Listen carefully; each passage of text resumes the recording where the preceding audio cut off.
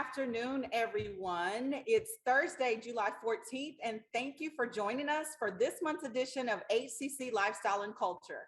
I'm Andrea Bonner, and today I'm first joined by one of my favorite people, Chef Christy Sykes, who is the program coordinator for Culinary Arts, Consumer Arts and Sciences Center of Excellence. So Chef Christy is going to tell everybody how to find us. Hey, Andrea. Well, we are everywhere. We're live on Houston Community College District Facebook page and YouTube, not HCC. We're also on Twitter, LinkedIn, Instagram, and HCC TV at 8 p.m. Thursday, as well as 8:30 p.m. Fridays and Saturdays. Awesome. Like you said, we are everywhere. So today we are spotlighting our fabulous culinary arts and pastry arts programs, which deserve our focus since we just held our official ribbon cutting for the new building. So Christy, let's start there. Tell us a little bit about the new, I say new, Culinary Arts Building, such as when we moved in, how COVID affected us, all of the great stuff. So tell us about that. Well, that's loaded. There's a lot. There's a lot of history behind this. And in fact, I saw, I wanted to talk about where we started. And when I started looking back through everything, we actually began talking about the move and expanding the programs and growth back in 2007. Oh, wow. Back in 2007. And yesterday, I was reminded that I was hired on at HCC 17 years ago in 2005. So we are looking at 15 years in the making. So it has been a long journey, and I remember very little of HCC without talking about the growth and the building. But we are there, and there's no taking it back now. It was crazy. So if we were to talk about, COVID and opening, we, ended up with everything, finalized and getting in. We physically moved our program in December. In other words, equipment and everything was coming into commissioning. And so our first semester, full semester in spring 2020, the infamous semester. Right. And we were in the building for 9 weeks before, and in those 9 weeks, we also welcomed our accreditation commission who came in to do a site visit. And they came and did their site visit March 3rd through the 5th of 2020. And we all know it was not long after that everything the world shut down. everything. And so, it didn't take us long to realize that we needed to pivot, do some different things. I think everybody realized that. How do you take culinary arts and make it into an online program? And the answer is you can't, and do it the way that it should be. And so we did pivot. We made some changes. We took our lecture component, took it online. Thank God for Canvas and technology, because that really helped that. But we were really able to come back. We were actually back on campus in October of 2020. So we were just gone for a few months. Our fall 2020 semester, we actually started with 6 weeks of online kind of lecture component, and we brought students back in October for the labs. Obviously, it was at a much smaller capacity. We had less than 10 people in the labs to meet those the guidelines that were in place then. And so we made those changes, and through all of that, we were able to make it through the COVID and coming back strong now. That's great, Christy, to hear all about the history. And yes, we were here and then the world shut down, but we have been back for 2 years. So it's been a wonderful 2 years. So we are really, really proud and the home of some special alumni that came through our program who also made some big donations recently. So tell us a little bit about who those alumni are, the donations and all that. Yeah, for sure. I think a lot of Houston knows the name Ortega. And Vaught, Hugo Ortega and his wife Tracy Vaught, their daughter Sophia, the three of them, they made a donation to the school in the amount of $100,400 to establish a foundation account that will help many culinary students, for years to come. In exchange, we have our Hugo Ortega lobby now in the Culinary Arts Building, which is a wonderful gift, as well as Ruben Ortega. We just had the ribbon cutting ceremony. You obviously were there. Yes. And it was a surprise to Ruben there. Tracy presented another $25,000 donation in Ruben's name. So that family has really been a blessing. They've had the industry, but we're very, very proud of that. That's great. What about, there's Felipe Riccio? Is that? Yes. Uh-huh. Felipe Riccio, he's one of my stars, or our stars. You know, he had a spark from the very beginning. He's with Goodnight Hospitality, and they've opened up many critically acclaimed restaurants in the Montrose area. It started with Goodnight, goodness, a honky tonk, Goodnight Charlie's. They've opened up Montrose Wine and Cheese, the Rosie Cannonball restaurant in March, and they continue. They'll be coming out with another concept here pretty soon also. And, you know, to be honest, there are countless, I could laundry list of names that have left our program that have done really great things in Houston too. Yeah, we've got some great alumni. So Houston has an excellent job market for this industry. What can students expect when they graduate? Well, there's a very wide range of opportunities in Houston, especially for this. We have over 12,000 restaurants just in Houston alone. We employ 300,000 people in the industry here, you know, in culinary and pastry. What we do want to say, though, is that our program does provide skilled workers to the workforce for high-end and fine dining establishments. So we are providing a better life, something that's going to give a livable wage for our graduates. So we're proud of that. That's great. That's livable wage, key word these days with inflation and all of that. So that is really good to hear. We're bursting at the seams. I was just coming in, and there's stuff being moved in, and there's students. And we're hoping to build out our other 2 labs. We've got 2 labs, 2.5-ish labs here. We're hoping to build out our other 2 labs, our other culinary lab, our other pastry lab. Tell us about what we have now. And I kind of have already done that, but you can tell us again, and how we'd like to grow. Well, we're almost done. I think we've got about 1 minute. So quick. Yeah, I'll be quick. So remember, we are 2 programs, and we share the building. We have our wonderful Pastry Arts program just on the other side. We currently have 2 instructional spaces, 1 pastry lab, 1 culinary lab that's really intended for instruction, and then a specialty lab in the bottom that is more immersive with an attached multi-purpose / dining room and a storeroom. So we are looking to get 1 more instructional lab for both pastry arts and culinary arts, and hopefully we can get that done pretty soon. Awesome. Well, that is great, and I'm really excited about that. So we are going to take a short break before returning, and we're going to talk to Chef Katie Rangel shortly after that, and some of her friends. I see some people there. So we're going to talk to them shortly.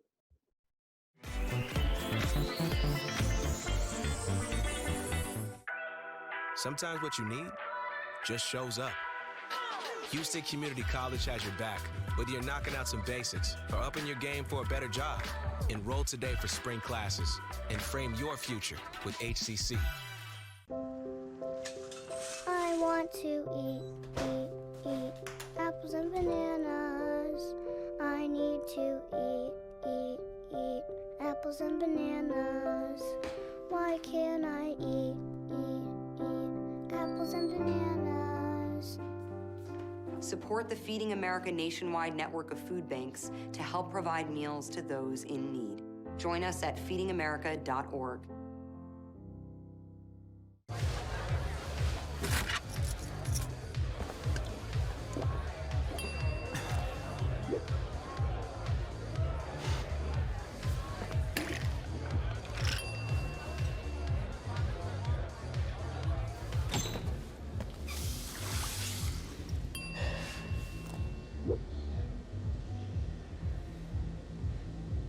If you need to do something to feel okay to drive, you're not okay to drive.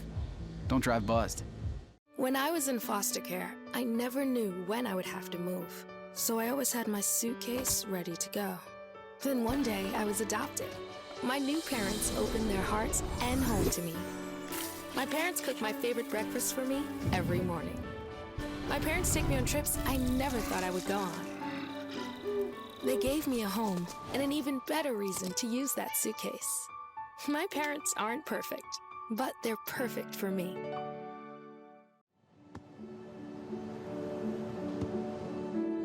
I don't remember how it started.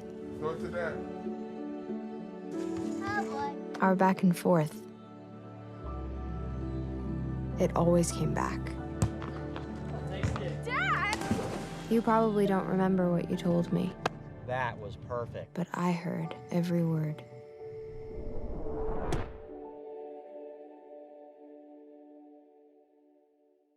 Hey Bobo, do trees tell each other stories?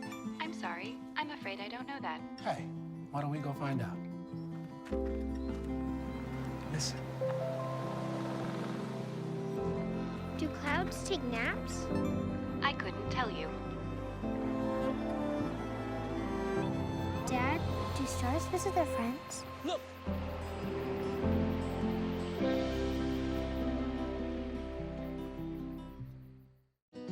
Things could be stranger, but I don't know how. I'm going through changes, through all of the strangeness. I'm going through changes now.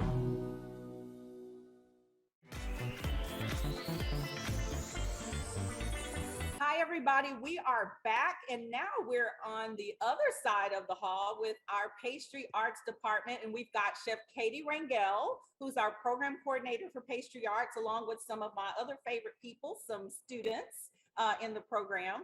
And Katie is going to do a demo and talk a little bit more about her program. So, Katie, what are you demonstrating today? Yeah, so I'm Chef Katie. This is Kobe Tran. He's the student club president, and Mike is the student club vice president. And we have our chocolates class here in just about 30 minutes, so they're a little bit early. And we are piping these little treats called mendiants. And so a mendiant is a little disc of chocolate. So we've got some tempered chocolate here. Tempered is separate from melted, so we keep this chocolate under 87 degrees so that whenever it hardens, it's nice and crisp and it comes off the paper easily, it doesn't stick. So we've got some tempered chocolate. We're piping just 5 discs at a time so they don't harden before we have the chance to put the toppings on there. And then mendiants are traditionally topped with dried fruit and nuts. So just trying to make a cute little disc, a little bite-sized treat. It's relatively healthy. It's, you know, chocolate, especially dark chocolate, is very good for you. It has a lot of antioxidants and a little bit of dried fruit and nuts. So it's a relatively healthy little snack and very easy to prepare and make. That sounds great. And as you know, I will be by before I leave the building. So I'll be coming by. So while you're working on that, why don't you tell us, I call myself an amateur baker. So is there anything that the average baker should keep in mind when they're working in their home kitchens? Like any tips of the trade that, you know, people like myself, lay people can learn to be better bakers? The biggest tip that I have is using a digital scale. So a digital scale is going to help make sure that you're accurate and precise every single time you measure something so that the final result comes out exactly the same every time. So that's the biggest one. Aside from that, one thing we try to tell our students all the time is less is more, especially if you're new. Like there's really beautiful things that you can see on the internet, but sometimes the more simple it is, the better final result you're going to get. So those will probably be the 2 biggest tips that I would have. All right, I'm going to have to remember those. I don't do any of those, so I'm obviously not doing it right. So, well, tell us about the Pastry Arts team. I know, you know, of course, you, the program coordinator, but who else do we have on the team? We've got some really great people. Now we've got some long timers and we've got a couple people we just hired. So we have this book that we use for all of our classes is on baking. And if you look right down here at the bottom, one of the co-authors is Eddie Van Dam, who has been our lead pastry faculty for the last 28 years. So we love Chef Eddie, and us compared to other local culinary schools, that really sets us apart because we get the information straight from the source. We've got Chef Dory, who's been teaching part-time in culinary and pastry, Dory Fung, for the last 8 years. So we really love and appreciate her. She does such a fantastic job. And then just recently, we brought a few new part-timers in. So we have Chef Christina Tran, who is a really great cake decorator and helps us focus in that area. We've got Chef Shane Solomon, who is teaching our fundamentals of baking class, and he's very great, very personable, really skilled chef. And then Chef Carlos, who has about 20 years of culinary cooking experience, but he's also teaching our breads and rolls class. And we have another really great adjuncts coming on in the fall. So we've got, yeah, I'm sorry, I didn't mean to cut you off. We've got a really great team with people that are really specialized in the things that they do. So I love that. So one last thing I wanted to ask you is, you mentioned that you've got the president of the student club there. So tell us about the student club. I think you're the advisor, right? Well, I know you are, but tell us about that.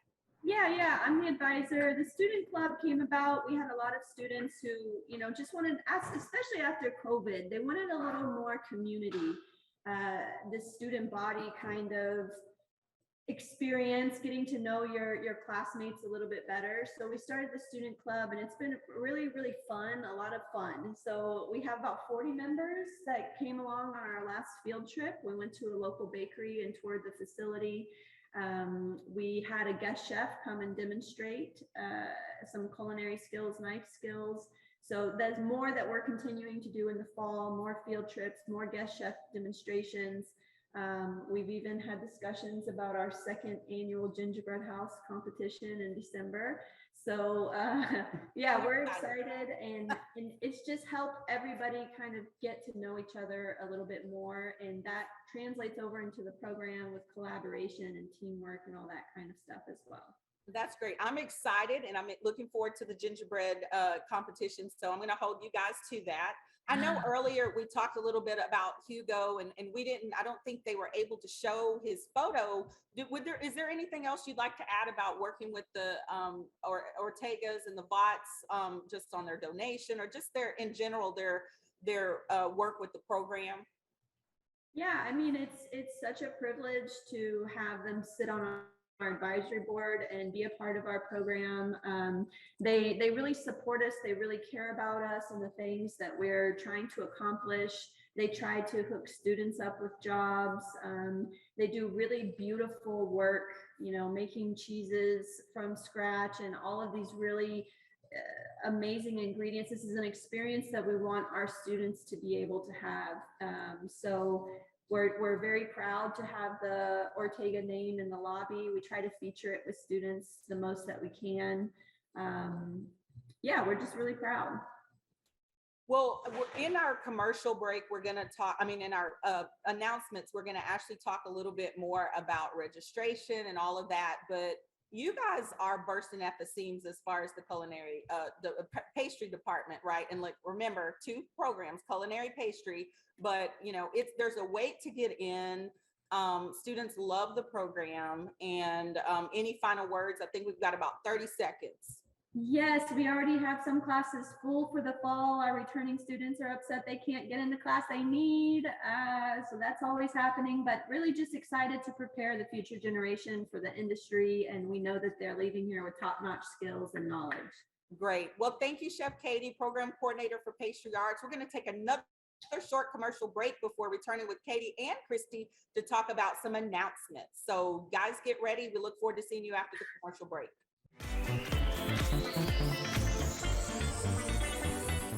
What does moving forward look like?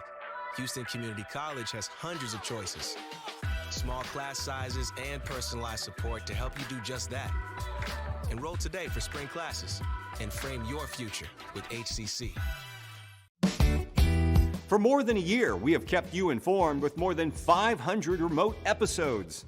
But now we're back, bigger and better, with more news and more guests. Join us live every weekday at 10 a.m. on Facebook and YouTube. and on HCC TV at noon and 5 p.m. You can watch from anywhere. We go where you go. Being prepared is a part of who you are, but it's especially important in the case of a disaster. Be informed about possible emergencies in your area. Make a plan that covers where you go in an emergency. Build a kit with the things you need to survive.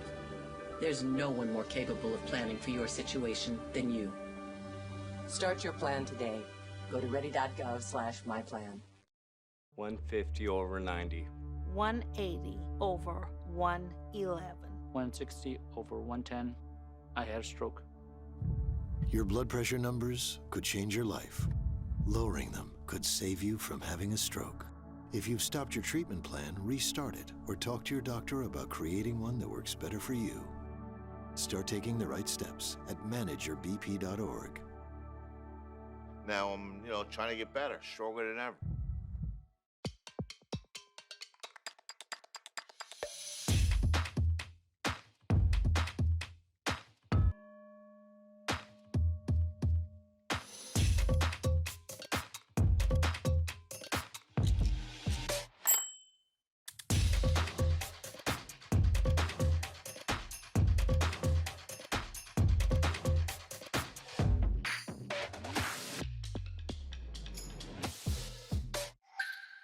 Kids will be kids, which just goes to say kids will be curious.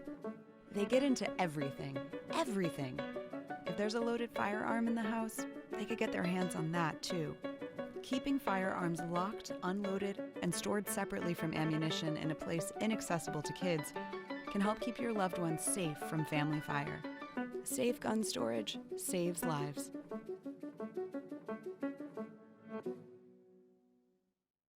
When I was your age, I was just like you, fascinated by stars.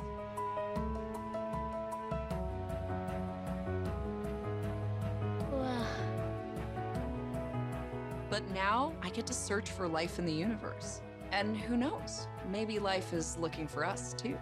So we're like aliens to them? Yeah. Does anyone want to be a scientist now? I do. Awesome. We need more girls in STEM. Maybe we can find aliens. It takes less than 1 minute to find out if you may have prediabetes. You can do it here. But I get it, you're busy, and busy people can't have prediabetes. I read that wrong. They can, okay. Just go to the site.